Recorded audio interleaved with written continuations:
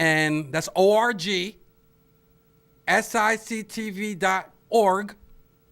And then click on stream, and you'll get it. We've got Dan the Man, big Brooklyn Nets fan, and all that. Nets. Knicks. Number 7, sporting the orange. Sporting the orange. It's the new style. They got the new jerseys this year. They got jerseys? Yeah, they got the new jersey, the orange and blue. It's orange. Oh, it's orange? Yeah, they got the orange joint. That's the new. If you into jerseys, the Knicks have the new orange. That's like the Mets. That's the new orange. That's the Mets colors. No doubt. Well, it's always been orange and blue, but it's always been but it's more the blue orange, but now it's the orange blue. Okay. What? Yeah, I like it like that. I like it like I'm not really. I could see. But yeah, how you doing, Eileen? Go Eli. Go Eli. Eli finally won the other night. And the Giants are 1-6.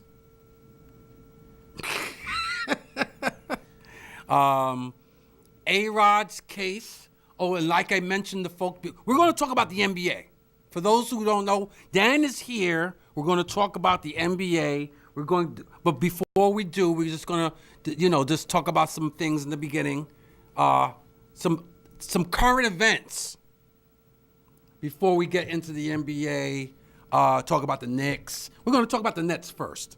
We're going to talk about the Nets and their chances to win a championship this year. And Dan has been following the Nets forever, so since the Julius Erving days. He's been following the Nets, so he's going to give us. He's definitely going to give us. But just do a little housekeeping thing. Just keep you guys abreast of what's going on in all of sports. We also have the situation with A-Rod. And I had mentioned earlier that it's become a smoke and mirrors, a witch hunt. That eventually this case, probably A-Rod might walk out of that arbitration not having any games being suspended. And all sports radio that said, he's going to be banned for life, and this, that, and the third. But from what I've been hearing, between baseball going and paying cash and knowing that the information was stolen, the evidence that they paid for was stolen, is coming out in that hearing. So, just the evidence of them, Major League Baseball paying cash, seems shady. But we don't know about a lot of what's going on, but that's what's come out this week in the press. What else? Anything else going on in the world of sports? What's going on with the horse racing? Anything? Supposed to be Breeders' Cup next week? Yeah, the Breeders' Cup next week, Friday, Saturday in Santa Anita. And he's a big horse racing handicapper. So Dan will be here next week to handicap the Breeders' Cup next week. He's gonna tell us what his picks are. He's gonna handicap those races. And now to the NBA. We got the NBA starting this week, the 29th of October. We got the NBA starting this week. We've got the Knicks, and then I think the Knicks are the 30th. When are the Nets?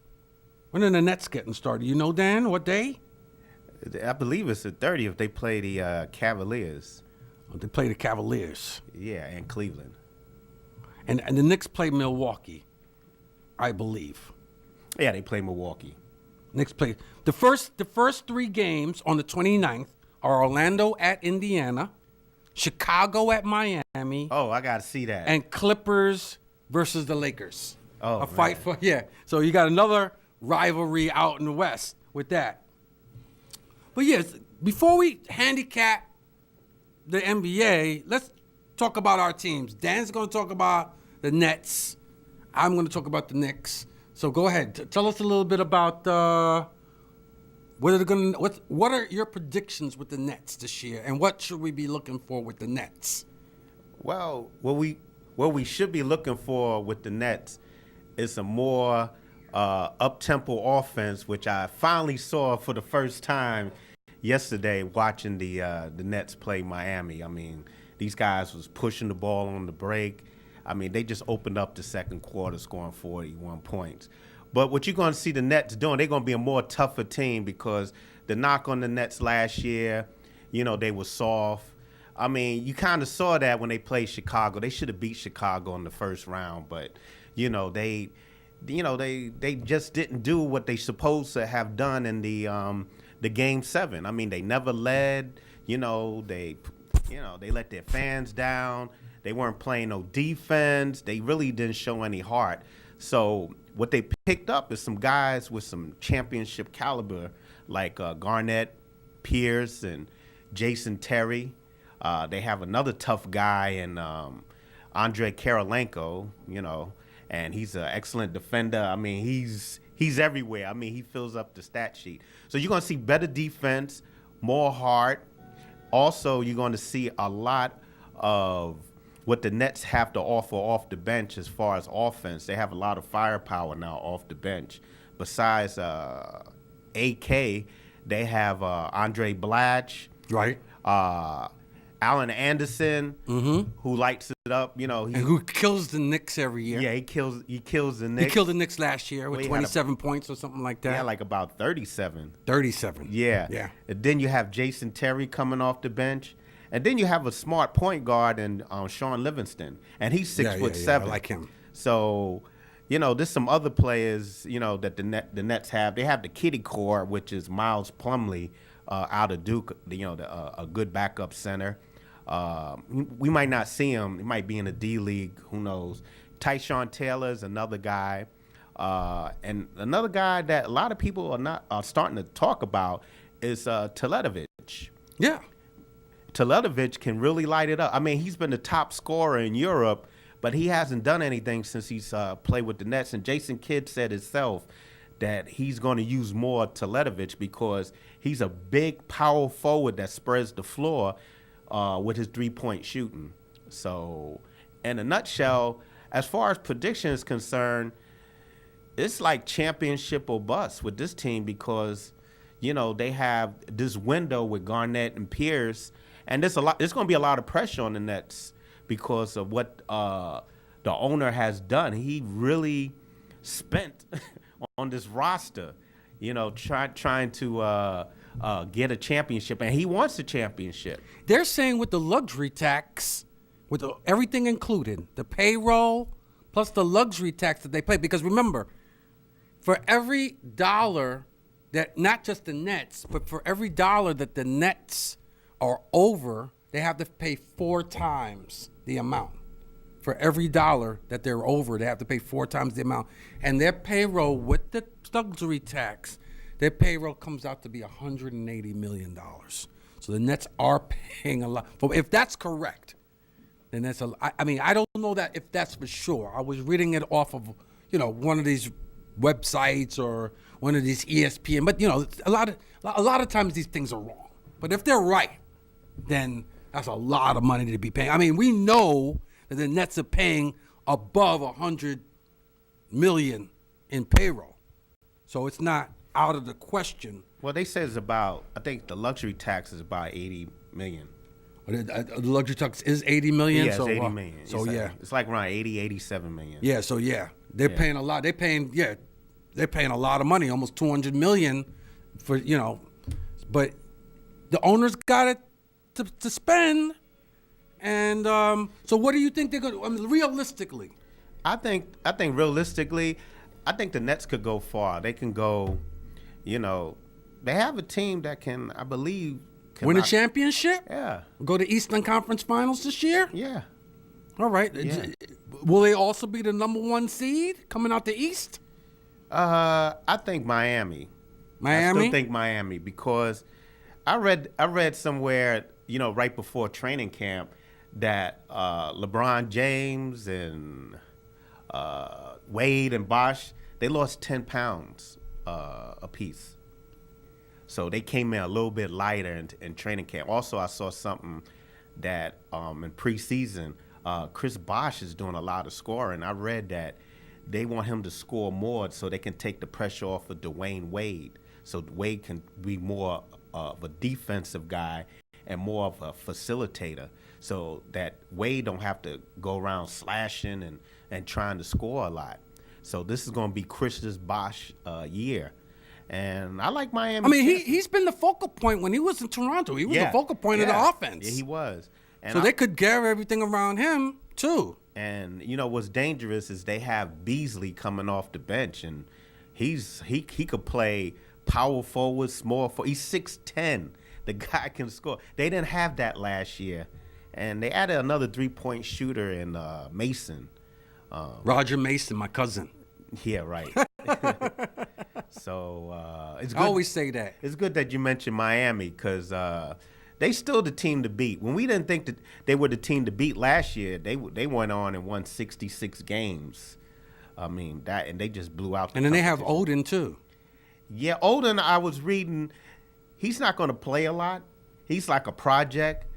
They trying to get him where in the late in the year where he can play like maybe 15 minutes, 20 minutes a game. But he's not there yet, but they want to get him there where as when playoffs start, he can play significant minutes. So don't look for Odom to play a lot, you know, in probably the first half of the year. So they really had him as the second coming of Bill Russell. Well, he has the skill set. I mean, you saw him in that championship game when they played. I think it was Florida. He was incredible. I mean, he has the skill set. I think he can still be a good center in the NBA. So, and I think he's with a team that has championship dreams and aspirations again, and that's going to really help him because that's going to take his game to another level. So Miami won, right? Nets 2. So, well, just moving back a little bit. So you're saying the Nets will also win the Atlantic Division over the Knicks this year? Yeah. All right. Yeah. So I didn't say the Nets number 2. I would have to give that number 2 position to Indiana, because I think Indiana improved themselves because. So you think they're gonna have a better record than the Nets also, the Indiana Pacers? Probably, because you know they have a healthy Granger this year. He's coming off. They have a healthy Granger. They added Luis Scola, right? Who's an excellent scorer and rebounder. Yes. They have Copeland, C.J. Watson. You know, Lance Stevenson got better. So they expect the Lance Stevenson as far as the start. And remember, they have Hibbert and all those other guys. And West. Yeah, and West. West was the biggest addition last year, as you saw. And they got Paul George. They're going to be tough. I mean, I was looking at it, and I said, you know, the Nets are going to have games where, you know, Kevin Garnett is not going to play. You might have a few minutes from Paul Pierce. So the Nets... The thing with the Nets, they want to. I don't think they're going to go full out as far as many wins. They're going to have enough, basically, to win their division, but they want to get guys right for the playoffs. And Jason Kidd, who's the new coach, I mean, he's an upgrade from PJ Calissimo and Avery Johnson. You know, he saw what he went through with the Knicks last year because he played a lot of minutes because Felton was hurt. And it kind of burnt them out at the end of the year. I think for those veterans, you're going to see a lot of guys with a lot of playing time, like a Blatch. You're going to see Allen Anderson play a lot for Jason Terry. You might see Joe Johnson, who played a lot of minutes last year. You know, have, you know, some of the other net players, you know, in the backcourt. Maybe Tyshawn Taylor could get some run finally. You know, so I believe that the Nets are going to be like the 3 seed. Yeah. I think they're going to be fresh. I think Jason Kidd, he's going to manage these guys' minutes, and I think that's very important. So I say the Nets, third, maybe who knows, maybe 4. Because I saw something in Chicago and winning 3rd or 4th and winning the division as well. Yeah. All right. Yeah, because Chicago's going to be tough. Chicago's going to be tough. Yeah, Rose looks outstanding. The Knicks are going to be tough. Okay, let's see about the Knicks, because I know you waiting, so. Well, I'm usually, we've been doing this for a number of years. And usually I do come out rah, rah, rah in the Knicks. I do like my Knicks, but I'm going to be a little bit cautious this year. I'm not going to put my neck on the line because there's a lot of things that I watched over the preseason I don't like.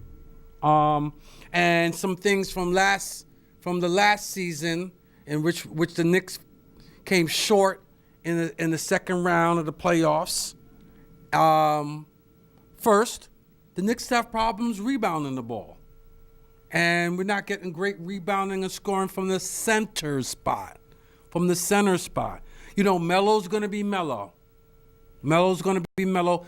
As a matter of fact, I think Melo is going to sacrifice some of his scoring this year, so you're going to probably see his numbers come down.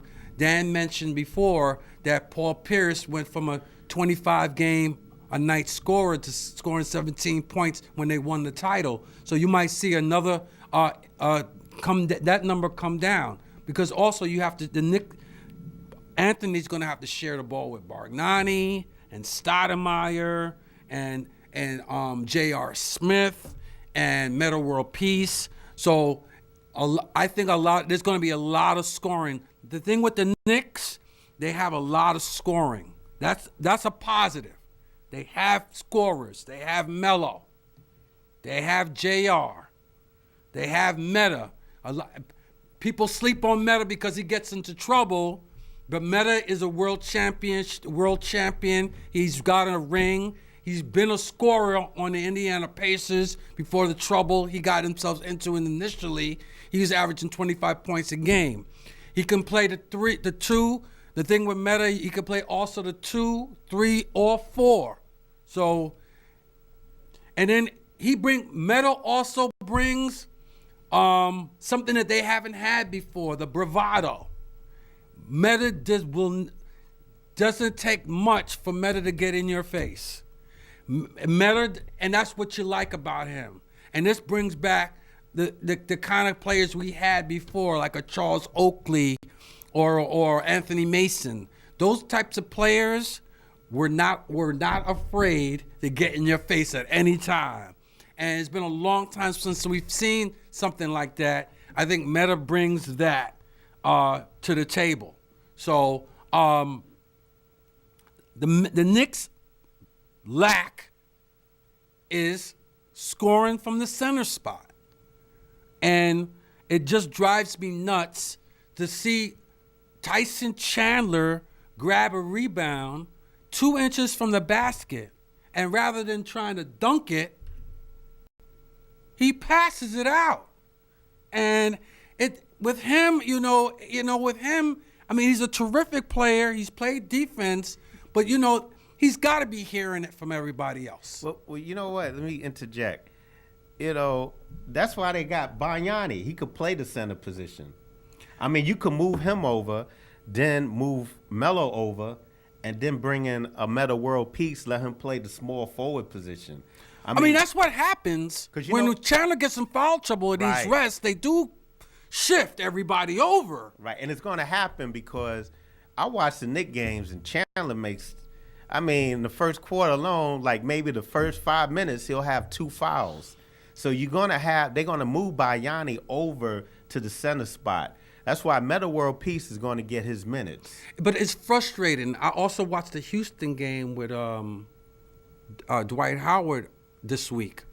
It's frustrating to see a guy that tall. I mean, Chandler is the biggest guy on the court. He's 7'1". You should be able to get 10 points a game at least. Not even that. Chandler should be a 15-10 guy. We're not getting that from him. Chandler should be a 15 with hands down. Chandler should be 15-10. He's not that. He should be scoring 15 points a game, averaging 15 points a game, and grabbing 10 rebounds a game. He's not there at all. So So where would the Knicks So that's be? that's the only point right now. I think they have to work. And then also another thing I want to say. Also, then if the Knicks get off to a bad start, that's why they brought in Mills, Steve Mills, is the new GM president. I think if the Knicks get off to a bad start, Woodson is out of here. Yeah, you know who's looking over his shoulder, right? Who's that? George Karl. George Karl to the Knicks. That's a new one. Yeah, because you look at the Knicks, the way they structured, the assistant GM, he's from the Denver Nuggets. Right. You got Melo, who's a Denver Nugget. J.R. Smith, Nugget. Martin, Nugget. Also, I heard on a rumor mill that Kenneth Fareed is on the trading block. Nugget. And I'm pretty sure the Knicks are looking into getting a guy like Fareed. So if Woodson doesn't do well, as you know, I'm seeing there's been a lot of pressure. I watched some of the preseason games, and Woodson is very upset. He's been trying to win, especially the last 2 preseason games. He's been trying to win. He has his starters on the floor. He looks frustrated. I mean, he went after Shumpert in the Milwaukee preseason game for missed assignments. I'll say this. This will be my prediction. The Knicks have the talent. Honestly, the Knicks have the talent. This year, you can't say it's the same old Knicks because the team changes every year. I will say, personnel-wise, this is the best the Knicks have ever been in a long time. Personnel-wise, this is the best. And my thing is, there's no reason for them to have failure. They should have no failure. So if there is a problem with their winning, then they have to get rid of the coach. If they have a problem, listen, they've got J.R. Smith at the 2. They've got Shumpert at the 2. You have Felton and Prigioni, and you have Udrich at the point guard. You have Melo at the 3. You have the top. You could literally say Melo's the third best player in the NBA behind LeBron and KD. Some people will put him ahead of KD. I put him ahead of KD. So you think that his scoring is going to go down? I think his scoring is going to go down, yeah, because you're going to bring Melo. Listen, I think that also Meta World can take over a game. I watched it in the preseason. He can take over a game and give Melo more rest. Yeah, Melo will take more rest. Yeah, Melo's not going to be asked to do as much because you want to have him fresh. Also, like a Paul Pierce, you want him fresh for the you don't want him to waste all that time and put all that time in the regular season. You want to save him to have something for the thing, and that's where Meta comes in. I think Meta's going to come in and take over some of the responsibilities because he's Melo's backup, Meta. But so they're going to need Anthony scoring. See, the one thing that the Knicks have that a lot of teams don't have, the Knicks have a perennial scorer. I can't see him scoring less. I see him scoring like 28 points a game. Even more, they might need his scoring because you can't depend on J.R. Smith to give you 20. And they have Bogdani, too. I'm saying the scoring is going to – I don't think the problem with the Knicks is going to be scoring because they got plenty of scorers. I think it's going to be scoring only because, they brought – I mentioned this before to you. They brought Banyani over as to have a big man to score. But the problem is I don't see him being that scorer that he was in Toronto because in Toronto, Jose Calderon used to set him up real nice. And Calderon used to have like 8.8 assists every year because of Banyani. I don't see Felton feeding this guy because the one thing I know is about Banyani, he's different than the big 7-footers. He can shoot the 3, and he also can drive the ball to the basket. But a lot of times he needs to be set up down low to score. So the only way I see Melo's scoring going down, Melo's going to have to give up the ball to him a lot. Yeah, Melo is going to give up the ball. Melo's become a facilitator. Melo in some of these preseason games has had 4 or 5 assists. Okay. Melo is going to become a distributor. Yeah. Okay. So, yeah. But you still didn't tell me where would the Knicks finish this year? Oh, the Knicks? The Knicks should finish. Well, I think the Knicks should finish. I think they're going to win the Atlantic again. They won the Atlantic last year. I think the Knicks are going to win the Atlantic again. I put them again at number 1 or number 2 seed. I think they're going to beat out. Really? I really think they're going to beat the Nets or Miami Heat. Listen, given their full potential. Yeah, I really think so. With Stoudemire, listen, there's plenty of scoring. I didn't finish. The Knicks have plenty of scoring to go around. Stoudemire played last night.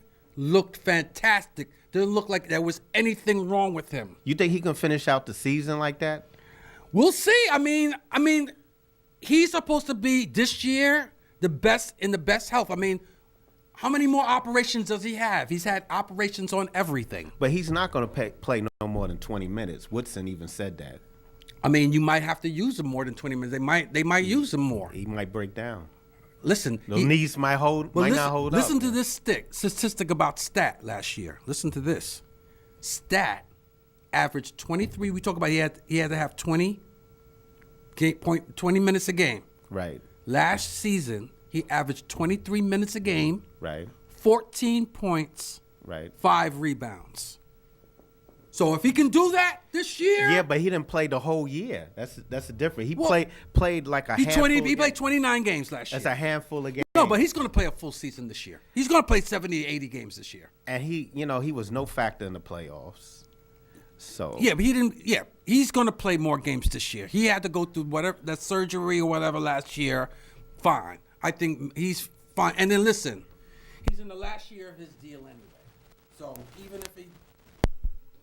even if he doesn't perform well, he'll be on the trade block next year.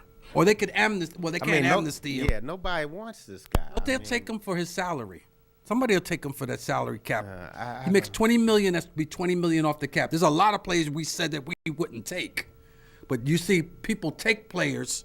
Somebody will take Stoudemire's $20 million just to write it off their cap to go get a to sign a free agent. So what about Kenyon Martin? Kenyon Martin, defensive player. You put Kenyon Martin in there when you have Stoudemire and Meder. There's 2 teams.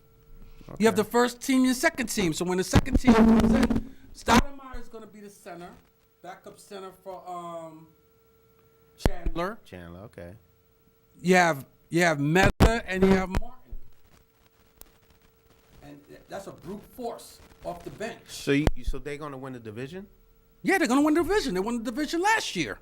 You think this team this year is better than the team last year? I think that the personnel-wise, absolutely. You think they missing something? Because I see when Jason Kidd was with the missing team, rebounding. When Jason Kidd was with the team, Jason brought a dimension that they never really had. They had a coach, another coach sitting on that bench and also in the locker room, because I never seen the Knicks play the way they did. Yeah, minute 23. Okay. I never seen the Knicks play the way they did, especially they got off to a great start last year with Kidd. No, but Udrich is good. Vino Udrich, you know what? I was impressed with him only because I think he might take the starting job from Felton. Nah, he's not gonna take the